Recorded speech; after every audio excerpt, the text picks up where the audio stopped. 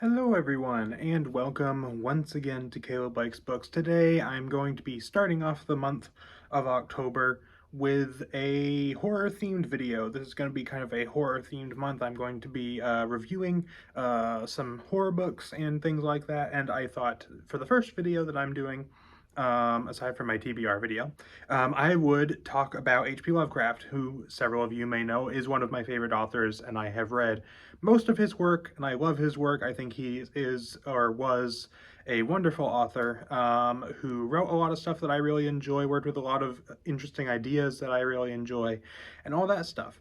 And something that I see people online asking quite often, and even has been asked particularly towards myself a couple of times by some people, is where should I start with Lovecraft? Because, people know I'm a big fan of him. People reach out to the fan communities online and ask, where should I start with Lovecraft?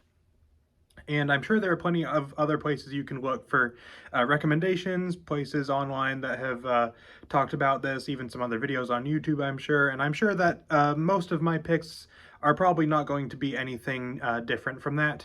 But it's something that I still would like to get out there because these are the ones that I personally would recommend, even if they maybe are not the most unique picks.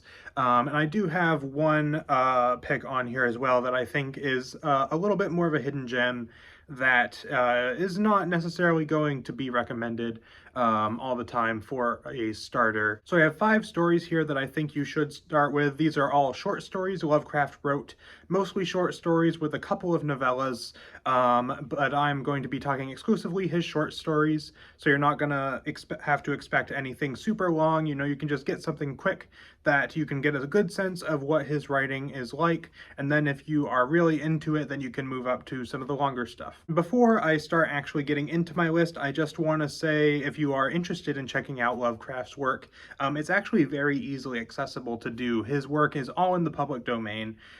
So you can find it online, you can find it, in audiobook form. For example, there are several different podcasts on Spotify or things like that that have his books in audiobook form. You can find PDFs of them online. You can find audiobooks of them on YouTube, all kinds of things like that. You can also get, of course, a physical copy of his short stories if you would like to. In fact, that's how I have read all of his short stories, is I buy physical copies because I like to have the physical copies. But if you don't want to commit to buying a short story collection and you just want to give a couple stories a try and see how you like them, then you can definitely do so completely for free. Which is also really nice because then you don't have to spend money on something that you may not enjoy. You can kind of try it out, and then if you want to buy the full physical collection or whatever, then you can. So I just thought I would mention that because that I think is a very useful thing to know if you're just getting into Lovecraft. So, first thing I'm going to talk about, the very first story, is actually one of the first ones that I actually read. In fact, my first 2 picks are the first 2 Lovecraft stories that I read, although not in the order that I read them. So the first one I'm going to talk about is called Dagon. This is one of his shorter stories. I think most editions of Lovecraft's work that I have seen, the ones that I own and some other ones that I've seen, a lot of his stories tend to range in the 20 to 40 page range, sometimes dipping up into 50 or 60, but this one is less than 10 pages usually. It's somewhere between 5 and 10, so it's very quick, very short, won't take you very long to read, and it gives you a very good sense of a lot of the stuff he does. The premise of this story basically is that there's this person who is out to sea, and then he falls asleep or whatever, and then he wakes up and he's in this completely different alien landscape, and some weird stuff happens. Which is that last statement, weird stuff happens, basically sums up all of Lovecraft's work. But this is a good short story to start with, I think. First of all, because of its length, it is extremely short. You can get through it in maybe 20 minutes, if that. It's very short. You get a good sense of Lovecraft's style of writing in a very short time as well. And I think it does a good job of showing kind of the the weirdness that he likes to play with. And you get a good sense of the unusual stuff that he plays with, the you know, just stuff happening that is not normal. And then also you get a little bit of into the Cthulhu mythos, which is mostly what I'm going to talk about in this video because that's what he's most known for. He does have some other excellent stories, but for the sake of this video, I'm going to assume that that's what you want to get into because that's what most people are interested in. And in fact, that's what I was originally first interested in as well. So you start to get a little introduced to that because Dagon is a part of the Cthulhu mythos and all that stuff. And I just think it's a good story to start with because it's really short, gives you a good sense of his prose, gives you a good sense of some of the ideas that he works with in his writing. The next one I'm going to talk about is actually the very first Lovecraft story that I ever read, and it is probably his most popular one as well, which is The Call of Cthulhu. If you have heard of Lovecraft, you have probably heard of Cthulhu, or you've probably just heard of Cthulhu in general because he has become such a pop culture thing in the last several decades. But this is a great story to start with as well, kind of similar to Dagon. It's on the shorter side. It's longer than Dagon, but it's still, you know, on the shorter end. I'd say if I were to take a guess, it's probably in the 30-page range, so not super long. Very definitely pretty easy to read in terms of the length. And this one, I think, covers basically everything that Lovecraft does. Not necessarily in as much depth as some of his other stories do, but I think that this has, you know, if you want the widest look at what Lovecraft does, this is the story to go for. You have the general kind of premise of this, which is essentially that this person gets left by a family member who has passed away. All this stuff about this Cthulhu cult, and they're trying to figure out what's going on with that, and it leads into this whole investigation, learning about all this different stuff pertaining to this cult, and all kinds of things like that. So you get just all the things that Lovecraft is known for with the first-person narration, the kind of mystery aspect of it, which is something I really enjoy, where the person is trying to figure something out over the course of the story, and as the story goes along, more and more gets revealed, which is something that Lovecraft worked with quite a lot. You have the cosmic horror elements with the weird eldritch creatures and things like that. You have cults, of course, with the Cult of Cthulhu. You have just all kinds of things that Lovecraft really worked with, and I don't think this one goes into as much depth with some of this stuff. Like, for example, another story on this list that I'm going to mention later, I think delves a lot more into the idea of what cosmic horror itself is, and that doesn't get explored as much in this story. I think this one kind of serves as a good surface level, you know, these are all the different things that Lovecraft does. Doesn't explore them in too much depth, but you get a good idea of just everything that he kind of does with his Cthulhu mythos stories. So I think that's why I would recommend reading The Call of Cthulhu, in addition to the fact that it is probably his most popular work. The next one that I'm going to talk about is probably his second most popular work, I would assume, which is The Shadow over Innsmouth. And again, this is another, you know, pretty common pick for one to start with. This one, the premise for this one is the main character, the protagonist, the narrator, is traveling to Arkham, I believe. It's been a little bit since I've read some of these stories, so I apologize if I get a couple details wrong. But he's traveling to Arkham, which is a town that Lovecraft made up for his stories, Arkham, Massachusetts. And he's traveling there, but in order to get there, he decides to travel through this town of Innsmouth, which is this small fishing town that has some weird stuff going on in it, and a lot of people don't really like to go through there because it has a bit of a negative reputation. So he's traveling through there, and he starts to learn about a lot of really fishy stuff going on, pun intended.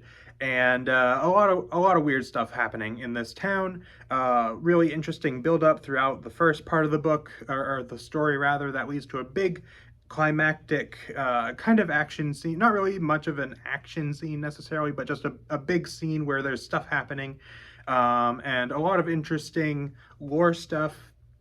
Lots of interesting history. This one, I think, plays into some other Lovecraft tropes, like the history of different things. You learn a lot about the people of this village, the history of the village, or the town, rather. whatever it would be classified as, I guess. And you just learn a lot about this stuff. You learn about some of the lore of the Lovecraftian mythos as well. Not super in depth, but you do learn some, and all that kind of thing. And it plays with a lot of the themes that Lovecraft works with the themes of, one thing that I'm not going to touch on too much in this video. Lovecraft was known for being a little bit racist and things like that. And I do think that even though that's maybe a little bit off-putting, I think looking at his stories through that lens can be super interesting, especially I think this one.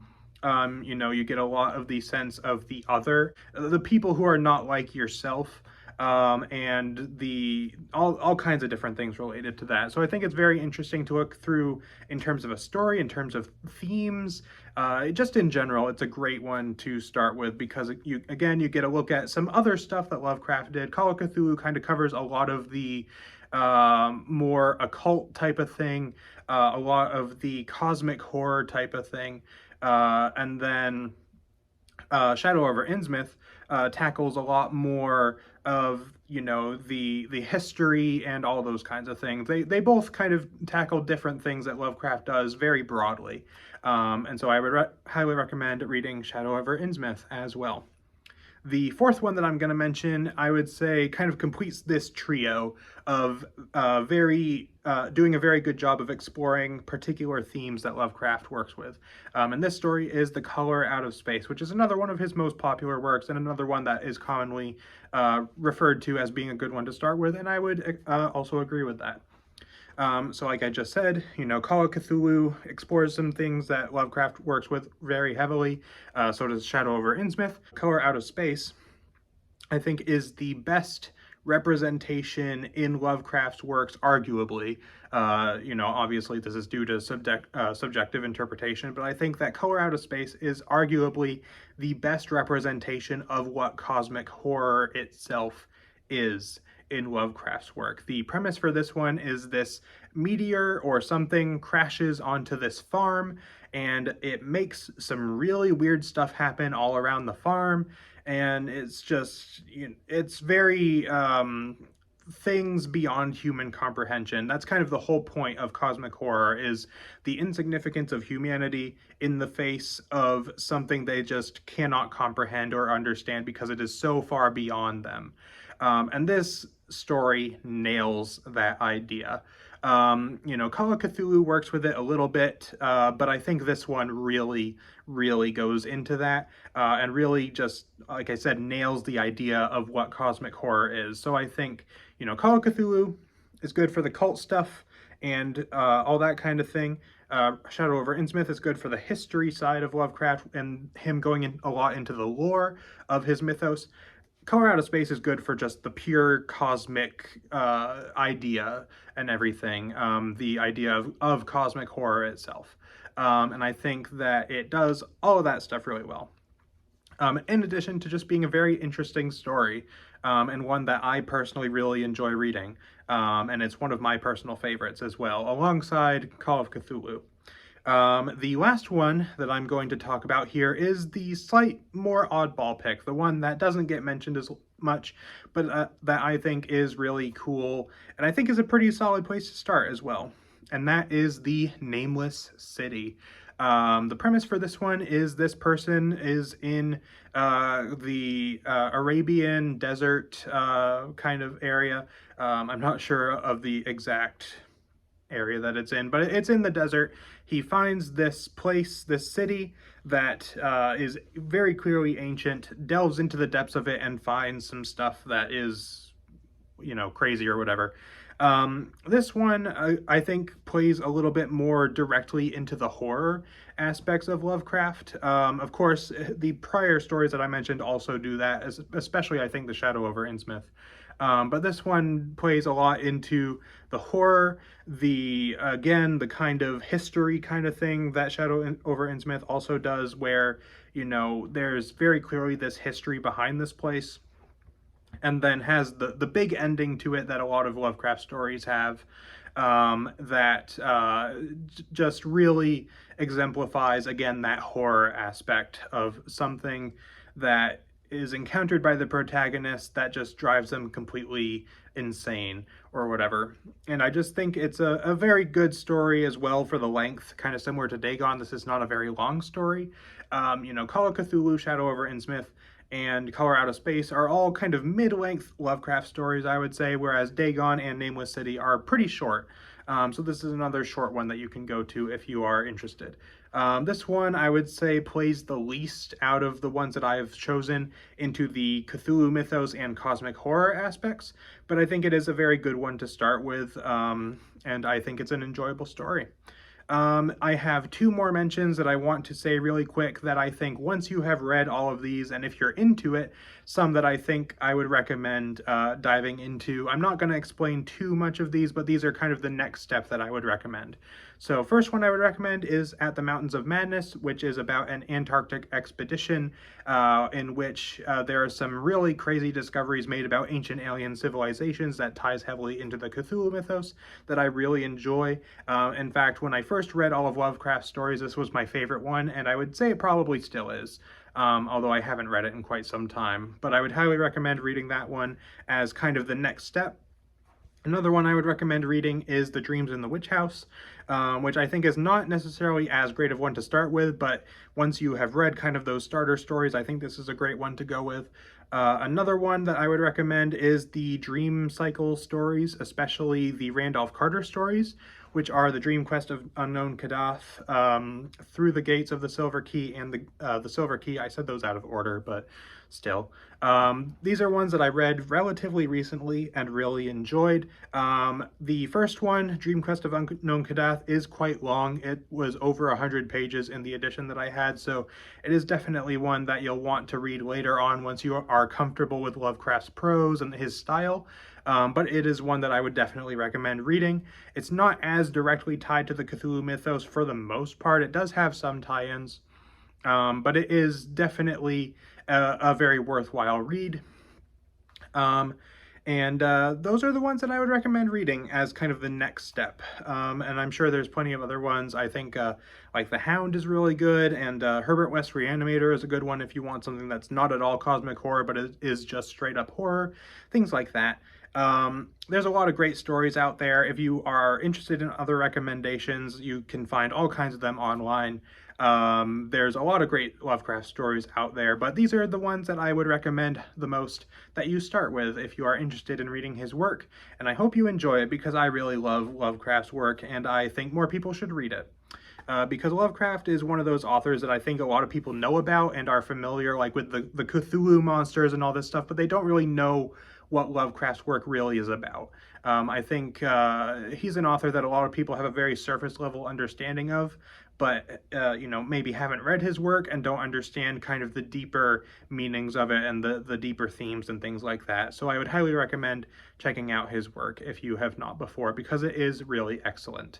So that is pretty much it for this video. If you are interested in reading Lovecraft, let me know down below which one of these you think you're going to start with. And if you happen to be watching this video and have already gotten familiar with Lovecraft, let me know what you think of my picks, if you agree with them, or if you have some different picks that you would recommend for first-time readers. That is pretty much it for this video. So thank you all for watching, and I will see you guys next time.